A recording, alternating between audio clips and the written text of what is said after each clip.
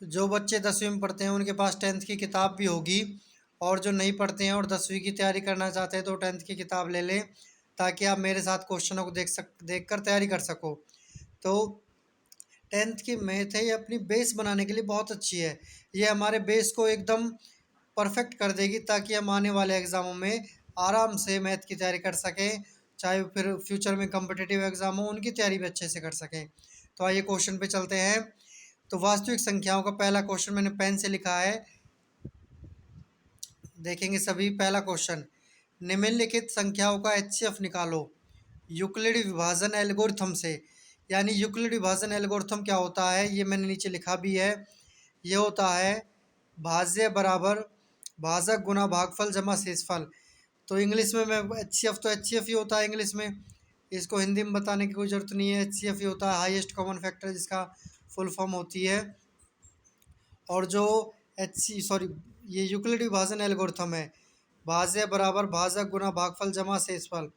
इसका मतलब क्या होता है, जो भाज्य होता है वो हमारा डिविजिबल होता है, इजकल टू में भाजक डिविज़र होता है, मल्टीप्लाई में क्वोशेंट होता है, प्लस में रिमाइंडर होता है।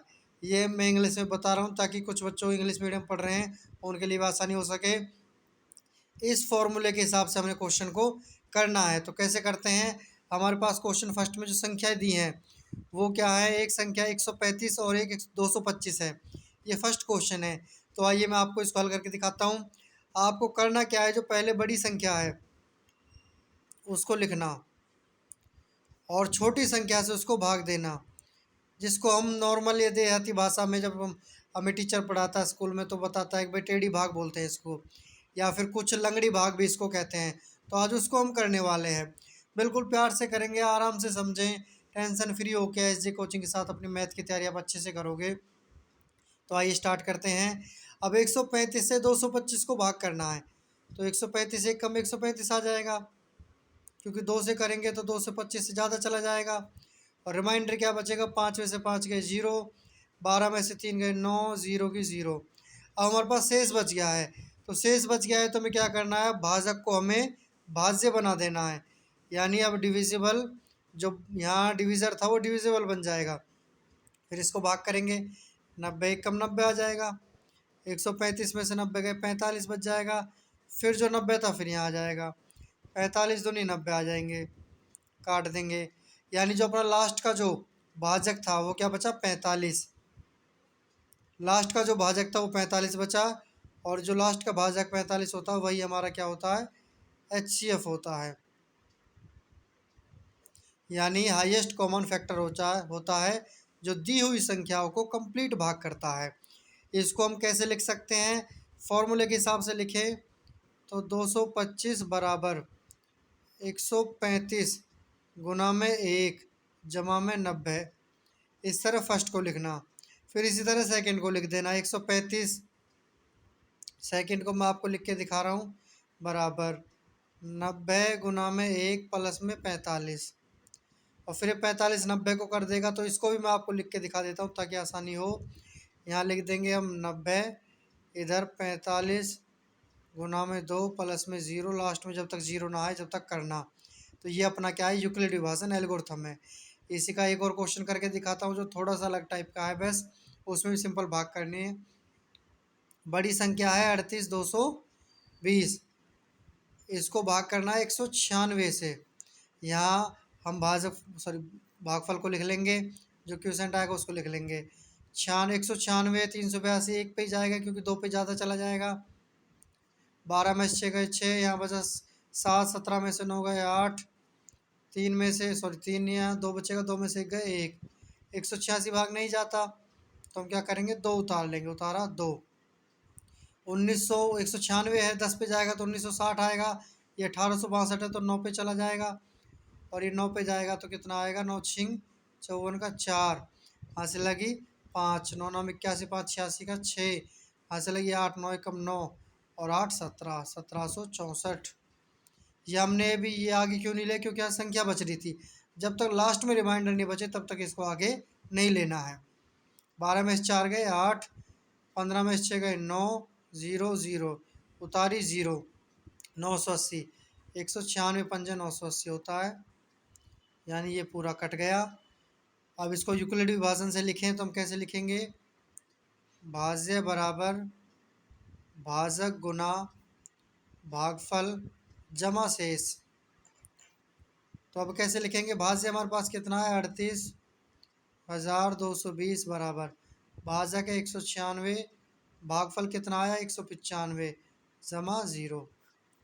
तो ये इस तरह से आ जाएगा। ये तीसरा क्वेश्चन आपके सामने है, इसको आपको खुद करके लाना है, प्रैक्टिस करनी है। आइए अगले क्वेश्चन पे चलते हैं। दर्शाइए कि कोई भी धनात्मक विषम पूर्णांक 6q+1, 6q+3, 6q+5 के रूप का होता है जहाँ q कोई पूर्णांक है। मैं बीच में एक बात कहना चाहता हूँ कि कोई ये समझे कि भाई आज क्लास बोर्ड पे नहीं लग रही है या फिर अच्छा सा मतलब सिंपल पेज पे लग रही है, तो मैं आपको बता दूं कि मैं आज कहीं बाहर हूँ लेकिन क्लास लेनी ज़रूरी थी, तो इसलिए मैं पेज पर ही क्लास ले रहा हूँ ताकि आपकी स्टडी में कोई रुकावट ना आए। तो नेक्स्ट जो अपनी क्लास होगी, एक दो दिन बाद जो क्लास होगी वो अपनी बोर्ड पे होगी और लाइव भी हो सकती है। अगर आप ज़्यादा से ज़्यादा जुड़ोगे, मैसेज करोगे या कमेंट करोगे मुझे, तो मैं लाइव भी क्लास भी लूँगा। कंटिन्यू लाइव क्लास भी चलेंगी ताकि आप क्वेश्चन के साथ डाउट भी पूछ सको। तो आइए अगले क्वेश्चन पे। दर्शाइए कि कोई भी धनात्मक विषम पूर्णांक 6q+1, 6q+3, 6q+5 के रूप का होता है जहाँ q कोई पूर्णांक है। इसमें में देखना क्या है? वही यूक्लिड विभाजन है। 6q ये भाजक है, ये भागफल है, जमा शेष है हर बार। इसका मतलब है 6 क्या है? भाजक है। 6 से मान लो हम एक संख्या x को भाग देते हैं, भागफल हमें दिया है q, तो हम ये सोचें कि भाई रिमाइंडर हमारे पास क्या बचेगा, यानी जो शेष फल वो क्या बचेगा? या तो 0 बचेगा, या 1 बचेगा, या 2 बचेगा, या 3 बचेगा, या 4 बचेगा, या 5 बचेगा। 6 तो बच ही नहीं सकता, या बच सकता है? कुछ 6 भी कह रहे होंगे। तो ध्यान दें 6 से कम ही बचेगा, 6 या 6 से ज़्यादा नहीं बचेगा, क्योंकि अगर 6 आएगा तो वापस 6 कम 6 भाग चला जाएगा, फिर 1 आ जाएगा। तो इसलिए जो संख्या से भाग दे रहे हैं उससे कम ही शेष बच सकता है। अब क्या करना है? अब हम यूक्लिड विभाजन एल्गोरिथम से क्या लिखते हैं? भाजक की गुणा करते हैं भागफल से।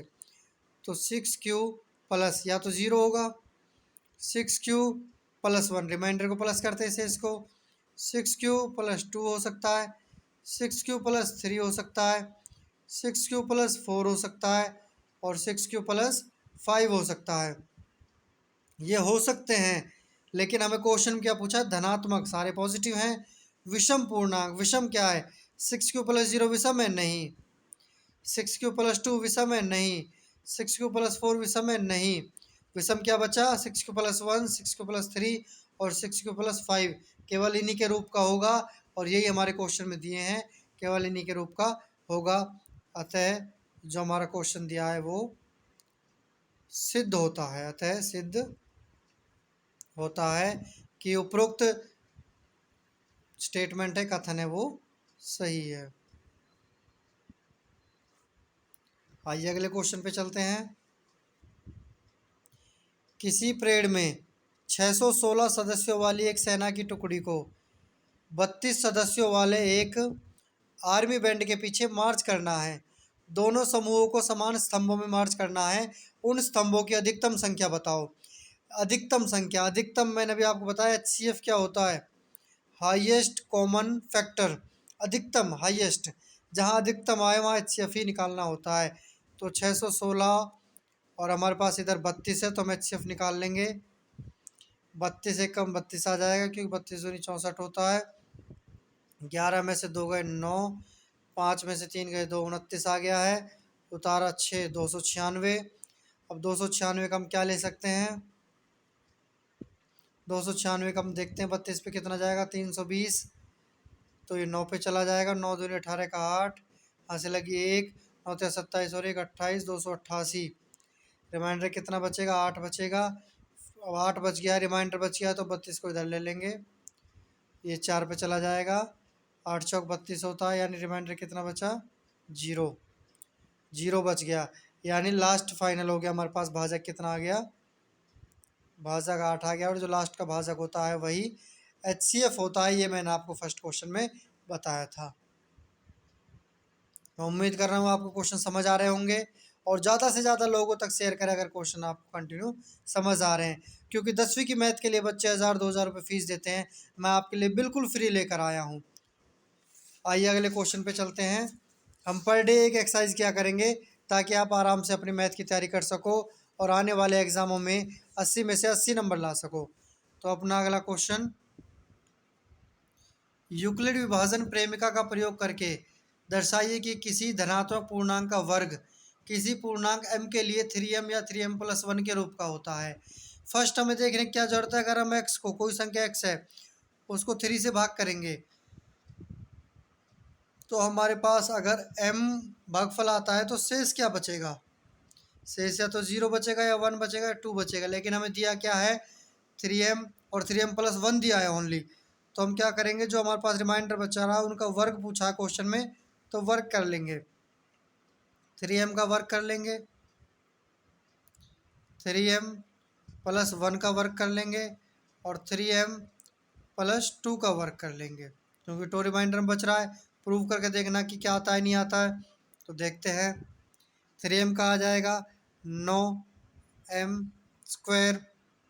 अब इसमें से अगर हम 3m कॉमन लें तो 3m ही बच जाएगा, यानी 3m तो हमारे पास आ रहा है। ठीक है, इसका ले a+b का होल स्क्वायर, क्योंकि ये a है ये b है, तो a+b का होल स्क्वायर क्या होता है, a² + b² + 2ab। या आइडेंटिटी इसमें लगा देंगे, सरसमी का लगा देंगे इसमें, इसको लगा करते हैं। 3 का स्क्वायर अभी किया हमने, 9m² आ गया, 1 का 1 आ जाएगा, 2 का 2 आ जाएगा, a 3m है और b क्या है 1 है। मल्टीप्लाई कर देते हैं, 9m², m को एक साथ दो 6m आ जाएगा, प्लस 1 का 1 आ जाएगा। अब इसमें से हम 3m कॉमन लें तो क्या बचेगा, यहाँ 3m बच जाएगा, यहाँ 2 बच जाएगा और इधर +1 बच जाएगा। ये +1 सिंपल था, इसको बाहर ले दिया तो 3m इधर बच गया, 1 इधर बच गया, यानी 3m+1 के रूप का भी होता है। ये भी ठीक है। आगे ले, इसमें भी सेम आइडेंटिटी लगा देंगे, a² + b² + 2ab। a यानी 9m², 3 का 2 यानी 4 + 2 × 3m + 2, a 3m है, b 2 है हमारे पास, 9m² + 3 दूनी 6, 6 दूनी 12m, m को एक साथ लिख लेंगे, +4, 3m से करें तो यहाँ 3m आ जाएगा, यहाँ 4 आ जाएगा और +4 हमारे पास एडवांस में है ही, तो 3m+4 यानी 2 के रूप का नहीं होता। 3m+1 के रूप का हो सकता है, लेकिन 3m+2 के रूप का नहीं होता। ये प्रूफ हमारे पास होता है। आइए ऐसे ही अगले क्वेश्चन पे चलते हैं। इसका भी हमें सेम पैटर्न बनाना है। एक बार क्वेश्चन पढ़ते हैं। यूक्लिड विभाजन प्रेमिका का प्रयोग करके दर्शाइए कि किसी धनात्मक पूर्णांक का घन 9m 9m+1 9m+8 के रूप का होता है। तो हमें क्या करना है, इसमें भी सिंपल देखना है, पर ये 9 है, बड़ा है, इसलिए हम छोटा ले सकते हैं। हालांकि देखें 9 से किसी चीज़ को भाग करें, x है, m आना चाहिए, तो रिमाइंडर क्या बचेगा, 0 1 2 3 4 5 6 7 8 यही बचेगा। लेकिन क्या इस रूप का होता है, ये देखना है हमें। तो कैसे देखेंगे, घन दिया है, ऊपर वाले में वर्ग दिया था, यहाँ घन दिया है तो हम घन कर लेंगे। घन कैसे करेंगे,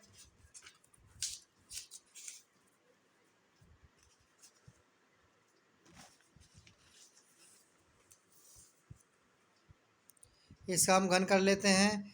हम पहले क्या करते हैं, 9m = 3m रख लेते हैं, ताकि यह छोटी संख्या आ जाए, हमें सवाल करने में आसानी हो। तो हम 3m का घन कर लेंगे, कितना आएगा, 3 का 27 आ जाएगा, m का m3 आ जाएगा। इसमें से हम 3m कॉमन लें तो क्या आएगा, अंदर 9m² आ जाएगा, बाहर क्या आ गया 3m, और 3m हमने किसके बराबर रखा, 9m के। That's prove. आगे चलते हैं। अब हमें लेना है 3m+1 का क्यूब। क्यूब का फॉर्मूला हमारे पास होता है a3 + b3 + 3ab × a+b। a+b तो हमारे पास है ही, 3m+1, a² 3 का 27m³ आ जाएगा, b का 1 का 1 ही आ जाएगा, 3 a हमारे पास 3m है और b हमारे पास 1 है। गुना कर लेते हैं, 27m³ + तीन तिया 9, 9 तिया 27, 27 एम एक यहाँ एक यहाँ है तो एम स्क्वायर हो जाएगा, प्लस 3 तिया 9, 9 की 1 से करेंगे 9m आ जाएगा, प्लस 1 का यहाँ प्लस 1 बच रहा था 1 आ जाएगा। अब इसमें से हम क्या करें 3m कॉमन लें तो क्या बचेगा, यहाँ 9m स्क्वायर बच जाएगा, यहाँ 9m बच जाएगा, यहाँ 3 बच जाएगा, इधर प्लस 1 बच जाएगा। 3m 1 प्लस भी प्रूफ होता है, ये भी प्रूफ हो गया क्योंकि इजकल टू 9m की जगह 9m प्लस 1 कर लेते हैं। अगला प्रूफ करें 3m प्लस 2 का क्यूब, सेम आइडेंटिटी लगानी है, a3 plus b3 plus 3ab into A plus B, same लगानी, कोई झंझट नहीं, बस सीधा सॉल्व करना है।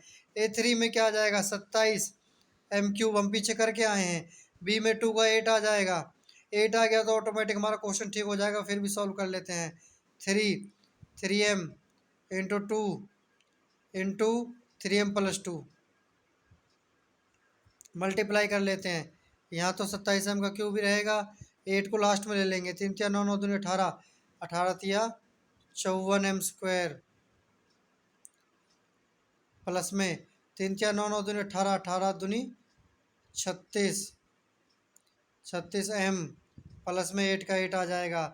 यहाँ हम 3m ले तो यहाँ 9m स्क्वायर आ जाएगा सेम, यहाँ ले तो हम 18m आ जाएगा, यहाँ ले तो 12 आ जाएगा, और प्लस 8 हमारे पास है ही, तो 3m plus 8 is equal to 9m plus 8, that's prove, यानी ये भी हमारे पास प्रूव हो गया है।